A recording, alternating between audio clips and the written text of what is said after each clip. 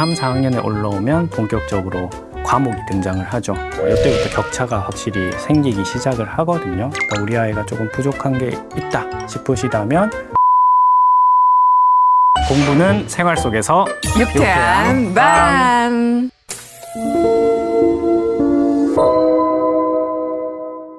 안녕하세요. 네, 부산 초등학교에서 아이들 가르치고 있는 현직 초등교사 옥효진이라고 합니다. 반갑습니다.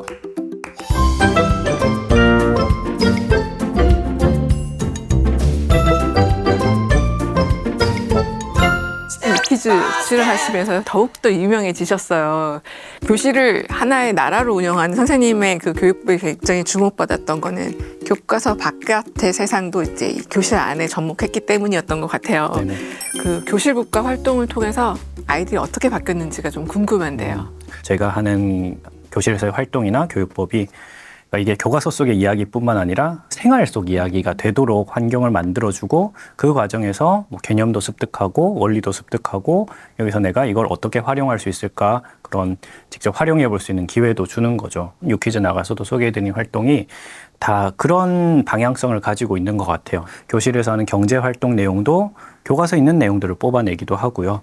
저희 반 이제 저가 대통령이고 이제 반장이 국무총리, 그 다음에 부반장이 경제부총리, 사회부총리 이렇게 맡아서 정부도 꾸리고 또 국회를 만들어서 아이들이 법도 만들고 하는 게 이게 없는 걸 제가 만들어낸 게 아니라 6학년 교과서에 다 나오는 내용이에요. 그러니까 이 내용을 또 아이들의 생활 속에 녹여내려고 하고 있거든요. 그래서 생활 속에서 아이들이 배우다 보니까 제일 큰 효과는 아이들이 흥미가 생긴다. 그래서 그전에는 뭐 정치 어려워하거든요. 그리고 경제도 어려워하는데 내가 우리 교실에서 체험을 통해서 활동을 통해서 하다 보니까 놀이처럼 느끼더라고요. 그래서 저는 제가 1년 동안 하는 활동으로 애들이 모든 개념을 배울 것이다. 완벽한 경제 습관을 가질 것이다. 이렇게 기대를 하진 않아요. 저는 이거 재밌는 거야. 흥미로운 거야 라는 이 태도만 좀 형성해 주는 걸 우선으로 보기 때문에 저희 반 아이들은 그런 태도는 좀 갖춰진 것 같아요. 경제 재밌네? 관심이 가네? 법과 정치도 어려운 건 아니네? 우리 생활 속에 녹아 있는 거네? 이렇게 애들이 생각을 좀 바꾸게 되는 효과가 있는 것 같더라고요. 선생님의 교육 방식이 굉장히 흥미롭고 재미있을 것 같아서 이거를 가정에서 집에서도 좀 적용해보고 싶은 생각이 드는데요. 어떻게 좀 집에서 이끌어가면 좋을까요? 저는 이제 생활 속에서 체험 그리고 부모님과의 자연스러운 대화 속에서 아이들이 참 많이 배운다고 생각을 해요. 저는 학교에서 수업을 하고 아이들에게 지식 전달도 하고 뭐 이런 가치관이나 태도도 알려주려고 하고 있지만 한 해 한 해 갈수록 느껴지는 건 나는 할 수 있는 게 한계가 있구나. 가장 큰 영향은 가정이구나 라는 생각이 들어요. 그래서 제가 집에서 하는 활동도 결국 1년짜리 활동이다 보니 제가 할 수 있는 건 한계가 있고 집에서 이걸 좀 지속적으로 해줘야 된다라고 생각을 하는데 물론 부모님들이 너무 하실 게 많아요. 좀 힘드신 것도 많겠지만 경제교육도 저희 반에서 하는 것처럼 아이들에게 그냥 돈을 주는 게 아니라 일을 하고 돈을 벌 수 있도록 해주시고 그렇게 시작을 하면 할 수 있는 것들이 되게 무궁무진해져요. 건강보험이나 아니면 고용보험, 국민연금까지도 아이들과 이야기 나눌 수 있는 게 체험을 통해 하다 보니까 의도치 않았지만 할 수 있는 것들, 이야기 나눌 기회가 생기는 것들이 많더라고요. 그래서 그런 경제활동도 집에서 체험을 통해서 해주시면 좋겠고 법과 정치는 제일 기본적인 건 가족 구성원이 또 하나의 나라처럼 의견을 나누는 이런 활동도 할 수 있을 것 같고요. 또 뭐 신문이나 뉴스를 통해 접하는 이런 이야기들 부모님과 자연스럽게 의견을 묻고 답하고 서로의 생각을 존중해주는 이런 것도 가능할 것 같고 과학 같은 경우는 우리 주변의 모든 게 사실 과학이거든요. 그래서 주변에 있는 현상들이나 사물들을 또 과학적으로 이야기 나누는 것들 이제 하늘의 달의 모양을 보고 네가 태어난 날에는 하늘에 어떤 달이 떠 있었을까? 이렇게 물으면 호기심이 생기고 아이가 찾아보면서 훨씬 더 기억에 많이 남는단 말이죠. 부모님께서는 좀 답을 묻는 게 아니라 생각을 끄집어낼 수 있는 질문을 하는 이런 방법들 이런 데에 대한 고민과 공부도 좀 해보셨으면 좋겠다 싶어요. 어렵지 않게 해보실 수도 있을 것 같다는 생각이 드는데요. 그 선생님 반 아이들이 학교 가는 게 얼마나 즐거울까 늘 이런 생각을 해봅니다. 저희 반 아이들 쉬는 날 좋아하던데요. 이번에 경제, 법과 정치, 지리문화에 이어서 과학개념 사전 내셨어요. 이 책 어떻게 꾸리셨는지 소개 부탁드립니다. 앞에 3권 이제 사회 시리즈 경제, 법과 정치, 지리, 문화도 초등학교 사회 교과서 속에 등장하는 개념들을 실은 책이었는데요. 이번 과학 개념 사전도 마찬가지로 초등학교 현재 교육과정 속 교과서 속에 등장하는 개념들을 좀 아이들한테 쉽게 설명해 주고 싶은 마음에 100개 개념을 뽑아서 책에 실어 두었습니다. 교육과정이 바뀌면서 원래 초등학교에 있었는데 중학교로 넘어간 개념들도 있거든요. 근데 그런 개념들도 중학교 되기 전에 미리 좀 쉽게 설명한 내용을 보면서 익숙해지면 좋겠다 싶은 개념들, 그리고 생활 속에서 또 아이들이 만날 법한 개념들도 조금 담아서 만들었습니다. 실제로 교과서에 어떻게 연계되어 있는지가 표시가 되어 있으니까 좀 도움이 많이 되는 것 같더라고요. 네네.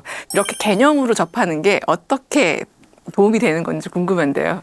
수업을 해보면 모든 과목이 다 그런 것 같아요. 애들이 이제 수업을 듣고 있는데 내 말을 이해하지 못하는구나 하는 순간들이 있습니다. 그래서 그때 왜 이해를 하지 못하는가 살펴보면 교과서에 나오는 그 단어, 개념의 뜻을 이해하지 못해서 제가 아무리 설명해봤자 귀에 들어오지 않는 거예요. 그래서 제가 수업을 하기 전에도 개념에 대해서 좀 말을 해주는 이런 시간들을 종종 갖는데 이 개념을 알아야 수업 이해도가 훨씬 높아집니다. 개념을 배울 때는 그 개념과 관련된 여러 사례들을 아이들이 이 머릿속에 집어넣는 게 중요해요. 예를 들어서 이 책에 나와 있는 포유류라는 개념을 아이가 배웠다.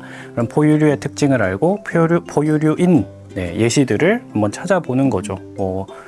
뭐 원숭이도 포유류고 강아지, 개, 그다음에 고양이 이런 것들은 포유류인데 이와 함께 개념을 배울 때는 이 개념과 해당되지 않는 발레라고 하거든요. 예시가 아닌 것도 제시를 해서 구분을 해보는 이 연습도 필요해요. 그러면 뭐 도룡뇽은 왜 포유류가 아닐까 했을 때 아이가 개념을 이해하고 있다면 도룡뇽은 새끼가 엄마의 젖을 먹지 않기 때문이야 라고 얘기를 할 수 있겠죠. 그래서 개념을 배웠다면 그 개념에 해당되는 예시들 한번 찾아보고 그 개념에 해당되지 않는 예시들도 함께 살펴보면서 이 차이를 비교하면 개념을 더 명확하게 머릿속에 집어넣을 수 있을 것 같아요. 제가 그 고학년 아이를 키우다 보니까요. 사회과학이 좀 어렵다고 저희 아이는 표현을 하더라고요. 왜 이렇게 어려워지는 걸까요? 일단 3, 4학년 정도까지는 그래도 쉬운 개념들이 등장을 해요. 5학년 교과서에 들어가면 정말 제가 느끼기에도 정말 어려워지는구나. 갑자기 좀 어려워진다라는 느낌이 들고 어려운 개념들이 많이 등장하면서 들어도 이해가 안 되는 것들이 누적이 되다 보니 아이들이 사회 과학을 어려워하는 아이들도 생겨나는 것 같아요. 이제 3, 4학년 같은 경우는 뭐 지역이라든지 우리 주변에서 볼 수 있는 뭐 지도 이런 얘기들 좀 재밌게 접근할 수 있는 것들이 많이 나오는데 5학년에서 법에 대해서 아이들이 배우기 시작하면서 이게 되게 좀 추상적인 개념들이거든요. 인권도 그렇고요. 그러니까 5학년에 법과 인권을 배우게 되고 6학년에서는 민주주의, 그리고 정부, 국회, 법원 이런 얘기들, 그리고 경공업, 중화학공업 이런 어려운 단어들이 한 차시 안에도 여러 개가 등장을 해요. 그러다 보니까 그 양에서도 아이들이 좀 압박감을 느끼게 되는 것들이 있죠. 사회도 과학도 아이들이 생활과 조금 떨어뜨려서 공부하고 시험 치고 문제를 맞춰야 되는 과목으로 보는 순간 부담감이 생기고 어렵게 느끼는 거라고 저는 생각을 해요. 사실 아이들의 생활과 동떨어져 있는 내용들은 아니거든요. 우리 주변에 존재하는 내용들인데 그거를 그냥 학교에서 배우고 시험을 치기 위한 하나의 과목 요렇게만 바라보면 아이들이 이건 공부야 이렇게 느끼면서 일단 흥미도가 떨어지고 그러다 보니까 하고 싶은 의욕도 떨어지고 어렵게 느껴지는 게 아닐까 싶어요. 용어가 너무 어려워요, 확실히. 네, 맞아요. 그 교과서에 그 개념들과 설명들이 나와 있긴 한데 교과서가 이 지면이 한정적이다 보니까 설명을 되게 쉽게 하려고 노력은 해주셨지만 아이들이 그것만 봐서는 이해하기 어려운 개념들도 있거든요. 사회과학도 혹시 초등학교에서 격차가 좀 보이나요? 아이들을 보면? 네, 제가 올해 6학년 담임을 하고 있는데 6학년쯤 되면 확실히 격차가 좀 보여요. 네, 그래요? 격차가 보이고 이게 기본적으로는 좀 문해력 수준 차이가 깔려 있는 것 같다라는 생각도 들더라고요. 물론 이제 사회 현상이나 과학 현상에 대한 관심도 흥미도 이런 호기심 이런 차이도 있겠지만 지금 6학년 정도 돼도 사실 이걸 좀 그 격차를 메우는데 시간이 더 걸릴 수밖에 없는데 이게 뒤로 갈수록은 더 힘들거든요. 요즘에 입시 준비가 좀 빨라져서요. 초등까지 많이 내려와 있어요. 국영수뿐만 아니라 사회과학까지 굉장히 좀 중요하다고 얘기들 하고 있으니까요. 공부법을 또 알려주시면 도움이 될 것 같습니다. 저는 초등학교 시기는 물론 기본적인 학습 습관을 형성하는 것 이게 중요한데 그 전에 공부에 대한 흥미와 이런 관심을 갖게끔 만드는 게 중요한 시기라고 생각을 해요. 불안하시니까 벌써부터 중학교, 고등학교 과정을 아이한테 선행을 시키는 분들도 많이 계시는데 저희가 좀 길게 봐야 되거든요. 페이스를 올려서 빨리 간다고 이 아이가 이제 골인을 빨리 할 거다라는 보장은 없기 때문에 기반을 좀 다지는 시기라고 생각을 해주시고 일단 아이가 과학, 사회 이게 과목일 뿐만 아니라 우리 주변 생활 모든 것과 관련돼 있구나. 그래서 재미있네. 그렇게 공부에 흥미를 느낄 수 있는 환경이나 그런 조언들을 해주는 것이 필요할 거라고 생각을 해요. 학년별로 혹시나 좀 해봐야 될 공부 전략 같은 것은 없을까요? 3, 4학년에 올라오면 본격적으로 과목이 등장을 하죠. 과학, 사회 이런 과목이 등장을 하는데 이때부터 격차가 확실히 생기기 시작을 하거든요. 3학년, 4학년 때부터. 그러니까 우리 아이가 조금 부족한 게 있다 싶으시다면 이거를 뭔가 학원을 보내거나 뭐 문제집을 풀거나 이런 게 아니라 그 영역에 또 관심을 가질 수 있게 또 부모님과 많은 대화, 또 체험 해주시고 많은 경험들 쌓아주시면 좋을 것 같아요. 그래서 저는 사회 할 때도 유적지가 나오면 그 유적지에 가족 여행을 갈 때 한 군데 정도는 넣어서 보는 것도 추천을 드리고 교과서에 나오는 과학 개념 그냥 책 속에서만 보는 게 아니라 실제로 가보는 거죠. 이제 5, 6학년쯤 올라가면 내용이 어려워져요. 어려워지니까 그 체험을 한 걸 좀 개념화 시킬 수 있도록 또 이런 책도 괜찮고 아니면 문제지가 필요한 경우에는 문제지를 이용해 가지고 이 배운 개념 학습들을 정리할 수 있도록 해주셔도 좋을 것 같아요. 초등에서 제일 중요한 것을 하나 꼽는다면 독서라고 네네네. 하죠. 선생님께서는 아이들 독서지도 어떻게 하고 계신지 궁금한데요. 독서가 이제 문해력과도 굉장히 밀접하게 관련이 있기 때문에 저도 독서를 굉장히 중요하게 생각하고요. 그래서 아침 시간마다 저는 이 시간만큼은 책 읽는 시간으로 갖자 해서 독서 시간을 갖는데 제일 좋은 건 초등학교 시기는 읽어주는 거더라고요. 그러니까 부모님들께서 초등학교 입학하고 아이가 글을 읽을 수 있는 시기가 되면 읽어주는 거를 이제 안 하십니다. 힘들고 사실 번거롭거든요. 근데 6학년 아이들도 읽어주면 집중해요.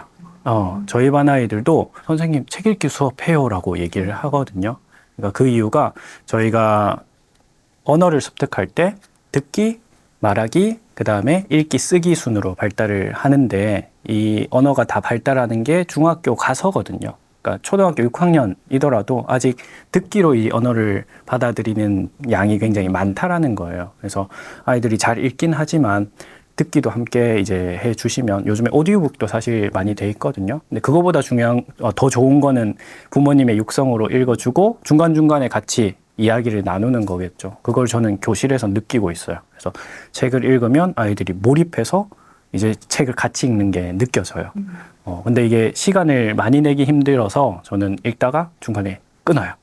그러면 아이들이 이미 몰입을 해서 그 책 내용에 흥미와 관심이 가 있는 상태이기 때문에 그 책을 알아서 찾아서 읽는 아이들이 생기더라고요. 그래서 이런 방법을 또 써보시면 좋지 않을까 싶어요. 유쾌한 방 저희 시청자들께 마지막으로 힘이 나는 말씀 부탁드리겠습니다. 부모님들께서 참 걱정도 많으시고 그 다음에 해야 할 것도 많은 시기에 지내고 계시지 않나 하는 생각이 듭니다.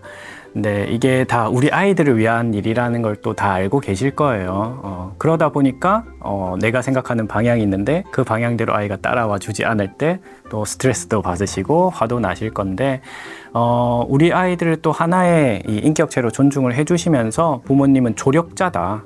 내가 해줄 수 있는 것들을 해줄 수 있으면 된다라고 좀 생각을 해주시면 될 것 같아요. 우리 아이는 잘 해내고 있다라는 믿음 을 갖고 아이 옆에서 도움을 주시는 게 제일 중요할 것 같습니다. 학교에서도 선생님들께서 정말 많이 노력을 하고 계시거든요.